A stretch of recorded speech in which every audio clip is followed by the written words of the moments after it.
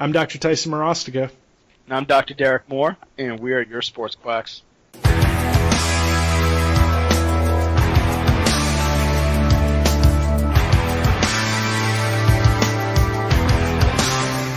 All right, welcome back, Sports Quacks. So today we're going to talk about a recent question kind of posed to us by one of the people following us, and we're kind of want to address her question. So let me go through it first. So we got Sherri reached out to us, and she was asking us about she's a student who's soon be graduating from NYCC. And she listened to one of our podcasts and was interested about kind of our marketing tactics and the way that we went about reaching out into a new area. Specifically, she was asking about how Derek reached out to universities where he was at, and then Derek specifically worked with Howard University, and then I was then asked about, she's ART certified, and she's opening up a practice in a new area where she doesn't really know anyone, and just looking for advice on how to do it. And this is kind of like right up our alley. This is what we did, right? This is kind of our powerhouse. And we're kind of, basically what we're going to do is we're going to start with talking about how we kind of entered into a new area, right? Like starting practicing somewhere where we've never lived, right? And then we're going to kind of get down into reaching out to universities and specifics. So number one, let's just jump in. So my experience and my background is that I was a new doc. I moved to Arizona. My wife was from the general area. She grew up about 20 minutes south of where we're at. And her family is really not very keen on chiropractic, not huge fans. So I kind of had to grow this from scratch, right? So I had to figure out ways to introduce myself to the area, locate my office in an important area, and kind of go make it a good situation. So Derek, let me pose this to you first. Tell me when you think about setting up an office. I think the important thing is when you first start out, this can't be something oh, I set my office up, now I think about marketing. To me personally, I think you have to have this planned from the start. Yep, from the start. And also, like you said, you have to have a pretty good idea of who you are as a doc. Sure. So one of them, and Sherri's kind of along the same lines of this. She may have not have done all the same courses, but in her email, she referenced ART. You and I both ART, yep, right when we got out of school. But the one thing that you learn pretty quickly when you get out of school is nobody is banging down the door because you're ART certified. And they lied to us all about that, right? How many times are you told oh, you're going to be sought out for ART? Right, people don't go to you for ART, but people come back and they refer others because of ART. Correct. And on top of from anecdote, well, I'm going to stick with obviously anecdotal evidence, but practitioners who generally do end up on the provider network will usually say they get a few patients per month from ART. Now, whether or not that's directly from the provider or whether or not that's me Googling chiropractor active release West Palm Beach, Mesa, Arizona, because if you're able to put that into your website, you're able to now increase your SEO, obviously all of that, your social media accounts, if any of that has active release, that's how patients will end up finding you. I don't know how many people are actually utilizing the provider network.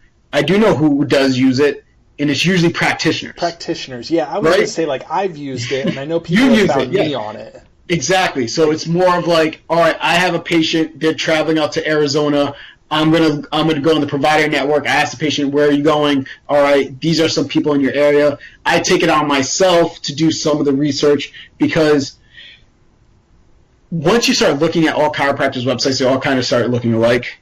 And for most patients, they're not going to know, all right, what exactly is thermography for chiropractors, or what exactly is a functional movement screen. So if you're looking at it, it's just like, oh man, look at all these gadgets here. Like they're going to do they're going to take heat samples and stool samples and all of this here. And this guy's just going to look at the way I squat. Well, these guys seem high tech. I might go to them. So they don't really know how to decipher what they may actually need. Right. So that's when we would take it onto ourselves and look at those provider networks. So if you're looking for ART and to be what brings people in, I think you might have to change that thinking. The first thing I would tell somebody going into a new area is find out what you like, know what you like, know the circles that you travel in, and then, for lack of a better term, exploit those. Yeah. So for me, it was MMA and working out. So when I would go to a mixed martial arts gym or go to a gym, I'm wearing chiro stuff all the time.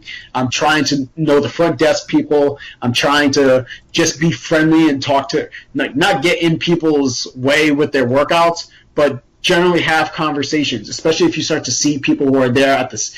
I used to work out at the same time all the time, see the same people, get to know them, because you're in that area, you want to, and they do the same thing that you do, where it's being active. That's how you drive in. If you're part of a church or part of an organization, exploit that. Make sure you're going to meetings, whether it's after school volunteers, food kitchens, pantries, stuff like that. You want to be just around. Mm-hmm. Your face and you being present is how you're going to start to get those patients to come in based off of that.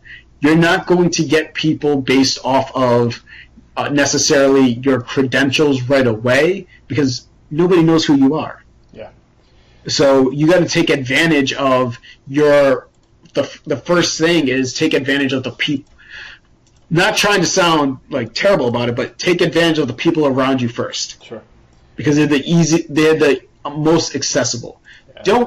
Don't bug your aunt or your uncle and tell them to come into the office, but ask them to leave maybe a Google review. Yeah. Well, they don't want to pay. Something. Yeah. They don't want to pay. So don't bring the people that aren't going to pay. Right. And unless you're in a highly visible area where the view of people coming in is a really important thing, nobody really cares if your uncle came in or not, But if you show up on a Google review of Joe Schmo, Dr. Morosco is fantastic, he helped me out with my back really well, that's what you're looking for.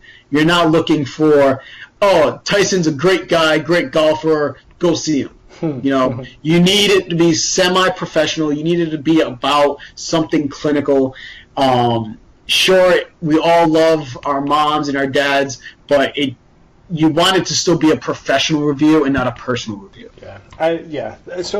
So I'm gonna throw in a plug that I normally don't do. This is purely for myself. Sorry, Derek. There you go. Go ahead.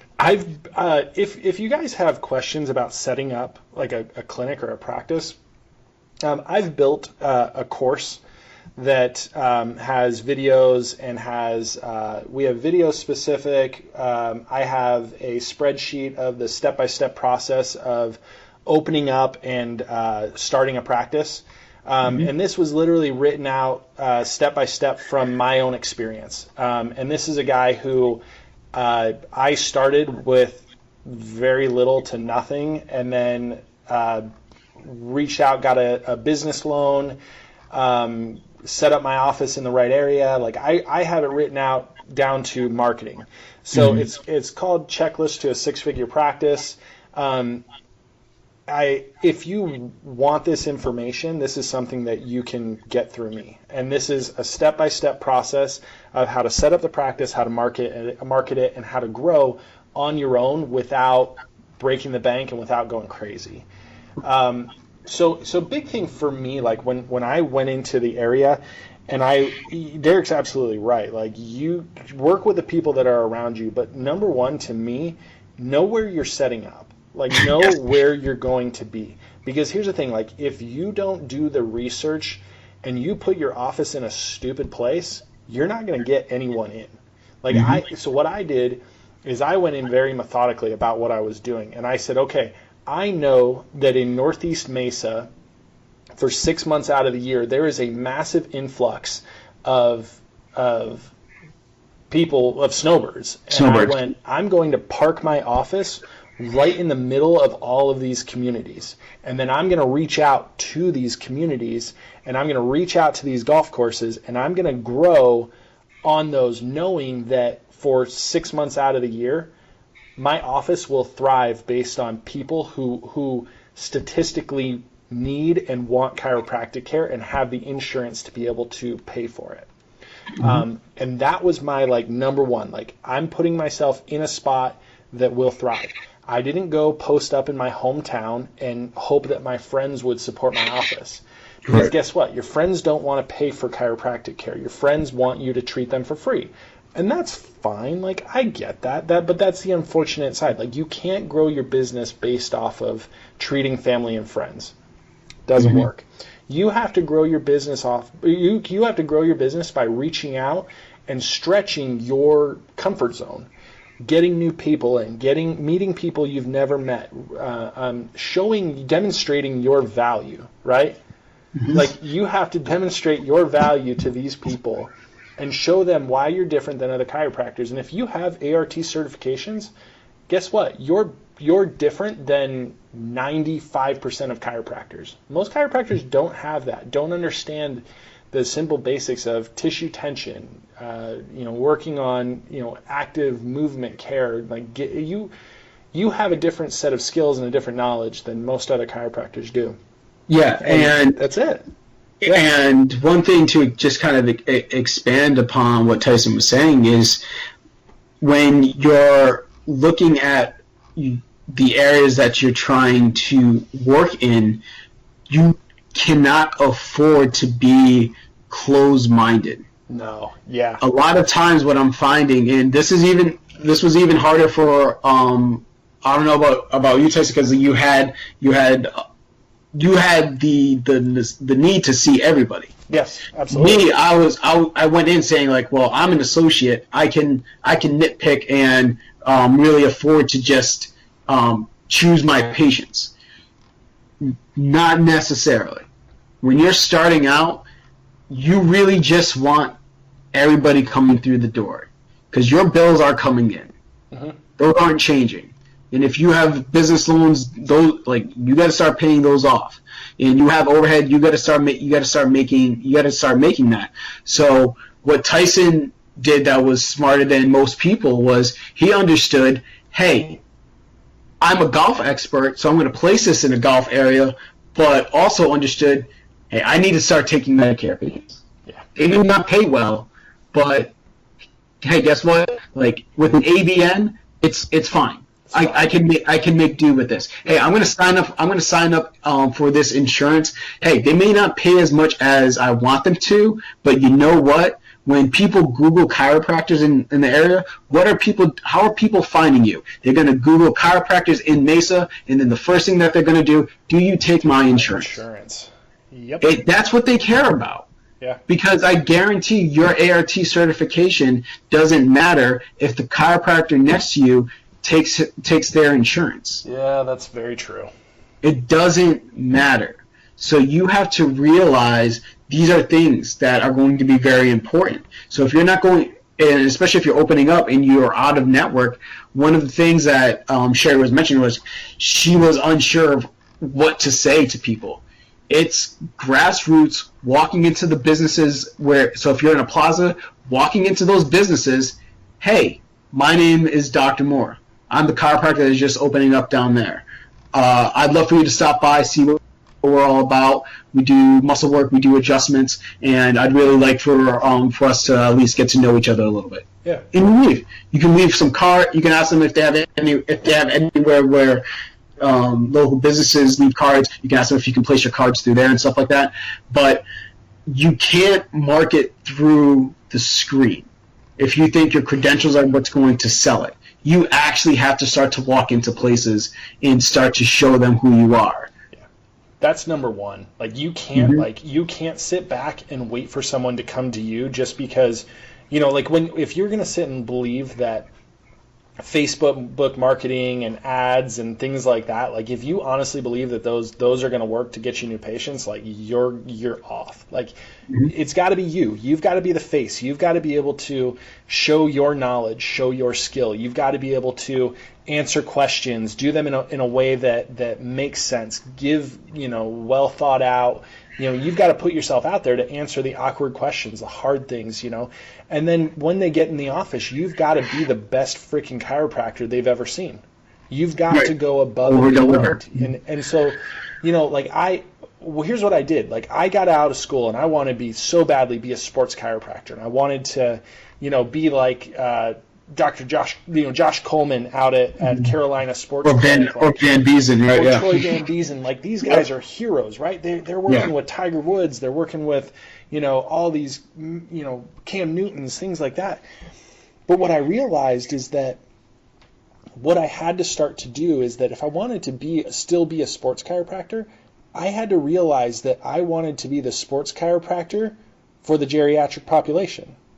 I wanted to be a sports chiropractor for this group. So I started, taking the idea of, the everyday athlete, working with the everyday athlete, these people that are trying to move, set movement-based goals, talk to them differently. Don't just have them come in and give them pain scales, and just say, hey, well, how's your pain? 10 out of 10, but we reduced it to an 8. Yeah, great. No. What I did is I set functional goals. Hey, are you up and walking? Are you up and moving? Can you do this? Can we set this as a goal? And then it changes the mindset towards you as a doctor, as a healthcare provider. You become more professional because you become more professional, more engaging because you're treating them the way that they deserve to be treated. Find a niche where you're trying to help people see their value, right? Treat people the way that they deserve to be treated, and you will thrive as a doctor, as a chiropractor. And she asked also how I started out with Howard University, and it's pretty straightforward.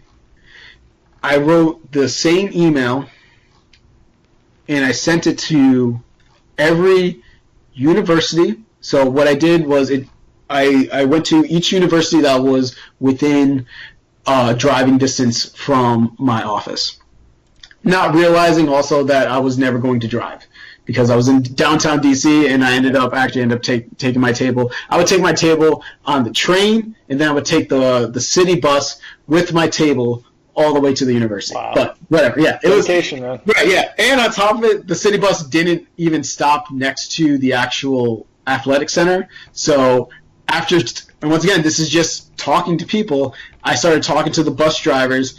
The drivers started to know who I was. They would drop me off in front of the athletic center even though there was no bus stop. So thank you to all the bus drivers in DC that helped me out. Yeah. But this was literally the line. It was, hello, my name is Dr. Derek Moore. I'm a chiropractor from Washington Injury Sports Performance Clinic. I'm hoping to speak to you about creating a partnership between your university, and myself.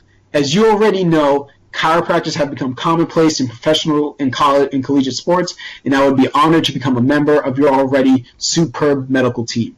You build them up. You make it known that chiropractors are available in all levels of sports, which they are, and then you leave it to them by saying, you do not leave it to them by saying, I will touch base with you again on Friday, whatever date, but please feel free to contact me through this email or I give them my personal number. Yeah. So what I did was I sent that, so I Googled Howard University. I found out who their athletic director was, and generally with universities, it's athletic director and you get their email. So it was athletic director, strength and conditioning coach, athletic trainer, graduate students who work for the athletic trainer, and who was the third one? Oh, student affairs. Okay. I sent the same email to all of those. Yeah. And I sent it to all the schools. And I probably would I wish I could actually take the time and look at how many emails I actually sent. I'm going to say I sent out over 50 emails, and I got one response. Yep. And that one response was the head athletic trainer who worked with the San Diego Chargers, who only responded because he worked with the chiropractor when he was out there. Wow. And that's all you need.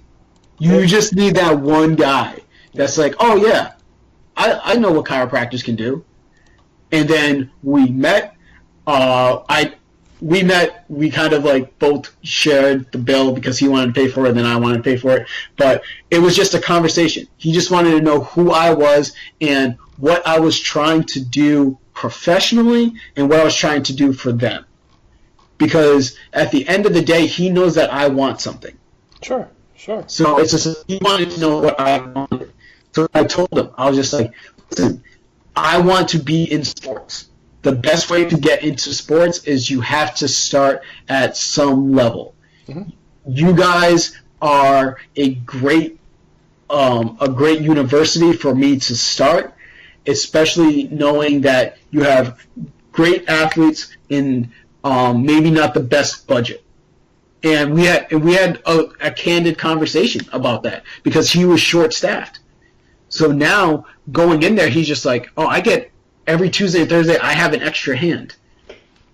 Yeah. And it's so, whereas beforehand, his extra hand was a grad student. Now you actually get like a professional to come in without any actual any stipulations. Because I told him, like, hey, listen, I'm not going to charge you for the first semester.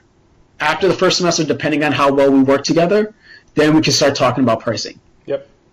So every Tuesday and Thursday, before I went in to fly into work, I was there from 9 to 12. Free service. We would have a list. Everybody goes in, and it was more so of, all right, hey, he has a back issue. Can you take care of him today? And I would run them through. They already did an exam. Most likely they've already seen the athletic trainer. They've already seen the ortho. They've got cleared from everything. So now your exam is purely on, all right, what do I need to know from this guy to make him better? Yeah. Like, you don't have to worry about, like, oh, man, like, he needs to have, like, a full medical history exam. No. They've gone through all the medical history. Your job is to evaluate what's in front of you now and make sure that he gets better right then and there. Right. And you get one semester. So make it count. Make it count. But, like, and that's the pressure. It's just like, you're going to send out 50 emails. You're going to, that's how people communicate. Now I'm sending out DMs, tweets, emails, that's how I create contacts with people. Yep. Because that's how people talk to people now. But eventually you're going to have to meet them face to face, and you have to be ready for what you're going to say. Yeah. You know, get that elevator speech ready, but also be a human being. Let's be honest though too, is that right place, right time matters. Right. In most cases, like, you cannot go in and expect that, like, just because you're a doctor of chiropractic, doors are going to open for you. They don't. Yeah, exactly. It's hard. And also, don't set yourself up for failure. You know, even though I went through TPI, man, it took me a long time to reach out to any golf professionals because I still have this imposter syndrome where, like, man, I don't really know that much about golf. So, like, it still gives me a little bit of nervousness where they're going to call me out. And you're just like, well, how much do you actually know about the game? Like, now I'm more comfortable. Like, I really don't know much, but I know a lot about biomechanics. Mm-hmm. I know a lot about power development. So you guys can do the swing stuff. I'm just here to get you out of pain and get you stronger and get you faster. Yeah. But, like, when I was reaching out to colleges, and especially the university, and the athletic trainer wants to talk about football with me, yeah, now we have connections. Now we can actually develop a little bit of a rapport, and it's like, yeah, this is how we can help with hip extension, which now creates a better runner. This helps your 40 time. Like, he's like, oh, we can do that. yeah, like we can start doing stuff like that. Now I do it with MMA. Tyson continues to do that with golf.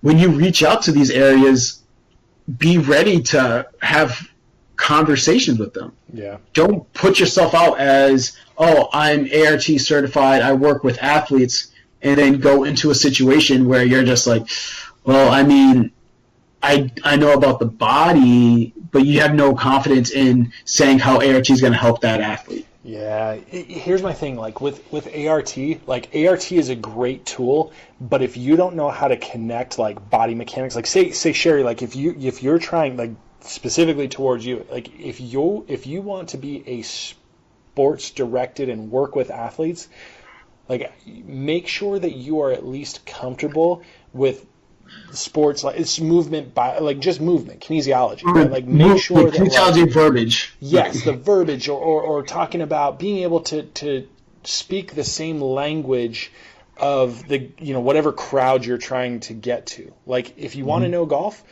go invest your time, take a golf lesson, or go to the TPI website and just watch videos about swing mechanics, like or say, hey, you're going and you're going into a community that's mostly geriatrics or mostly whatever.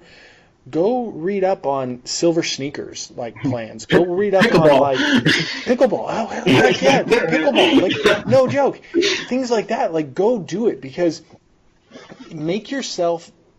like Derek said, don't set yourself up for failure where you're going to walk in and they're going to ask you like some random question. Like say you go to a golf pro and they ask you like, hey, this person's hitting high draws and I think it's correlated with their hip movement. Like, why would that be? Well, you better freaking know that if their hips stop moving and the hands flip over, then that creates a draw. Like, it's stupid, but like that matters. So go to your comfort zone. That's one thing that I talk about in that course that I built, is we talk specifically about marketing towards your comfort zone and understanding your strengths as a chiropractor. Like if I could suggest anything, like go and reach out into the community, but reach out in your comfort. Well, yeah, I want to call it your comfort zone, but your expertise, because there's expertise within chiropractic. ART is not necessarily an expertise. ART is a means to support your expertise. So yeah, I mean, I guess for me, we're coming up towards kind of the end of this podcast, and I hope that we kind of covered it and kind of got to where you want, where we can get you some answers. So for me, just to talk about like what Derek kind of said about writing letters and things like that, I did that as well. I wrote letters to golf professionals. I wrote to golf tours, professional tours in the area. I wrote to, who else did I write to?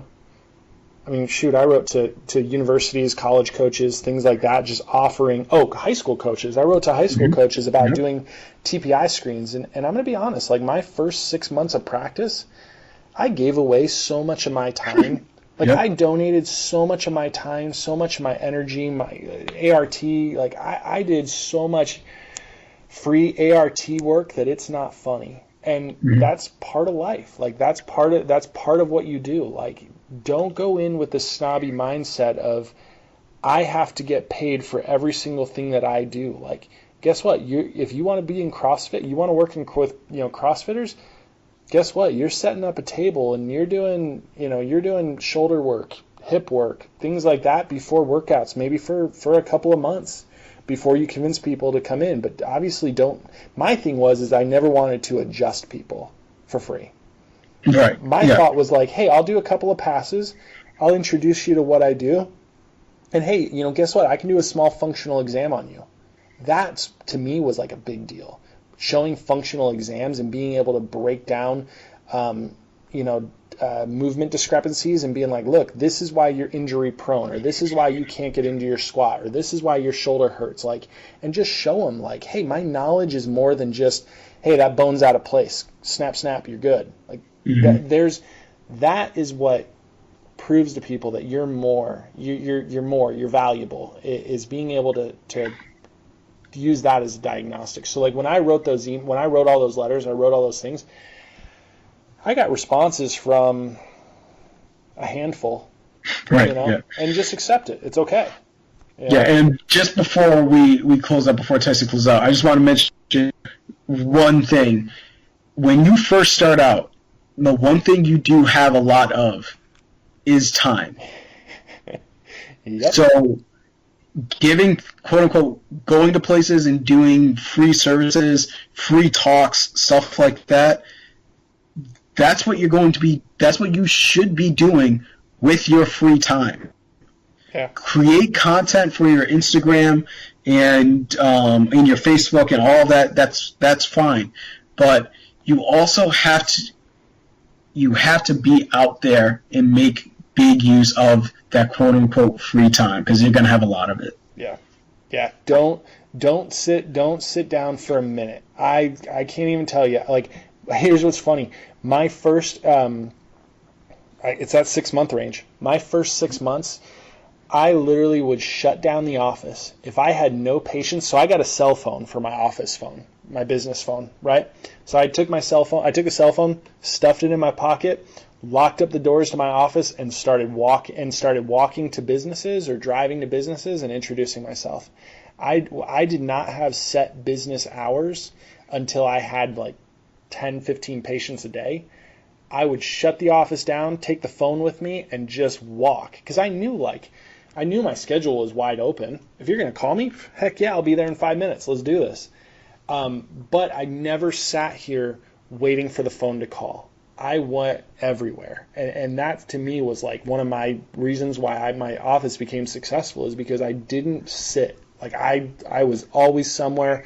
I was always reaching out to someone. I was doing something. So, if you're going into an area that's, brand new to you, expect to work. Like, expect to grind. Like, don't be awkward. Like, go out, meet people. Don't like force them to come in your office. Don't like tell them, oh, you need to be adjusted. Everybody needs to be adjusted. Better get into my office. Better come now. No. Just reach out to them. Say, hey, here's who I am.